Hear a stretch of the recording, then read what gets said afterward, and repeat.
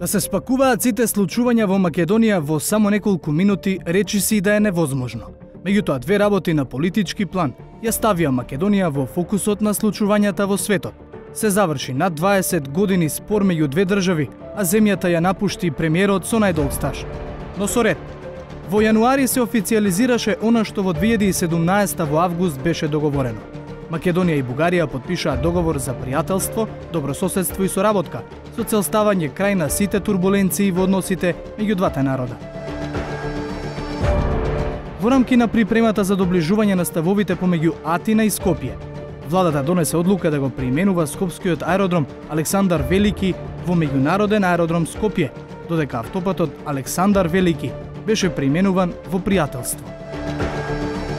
Во март, првпат по 12 години, на аеродромот во Скопје слета грчки авион, заедно со тогашниот грчки министер за надворешни работи Никос Кодзијас.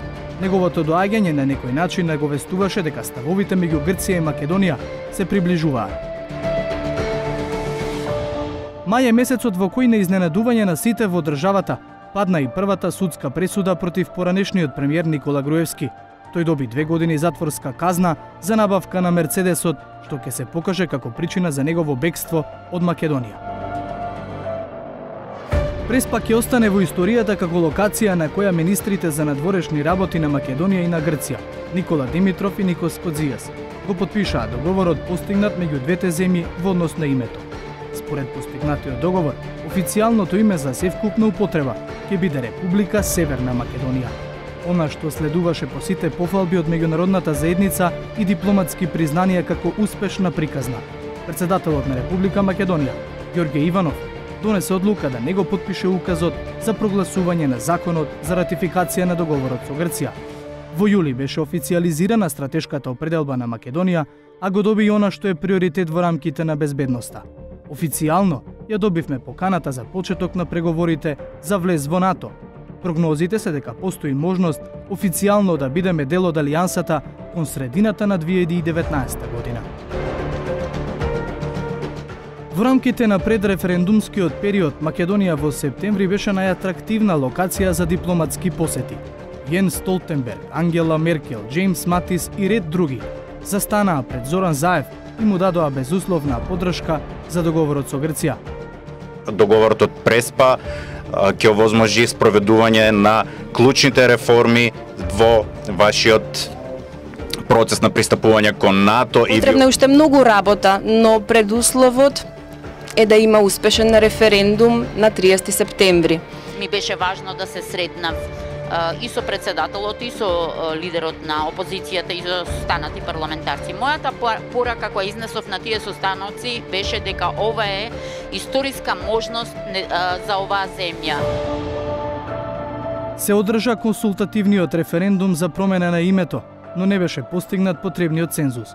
Во обреќањето по завршувањето на референдумското изјаснување, премиерот Зоран Заев рече дека резултатот од 600.000 гласа за на референдумот е подобар резултат од сите победници што оствариле победи на парламентарните избори.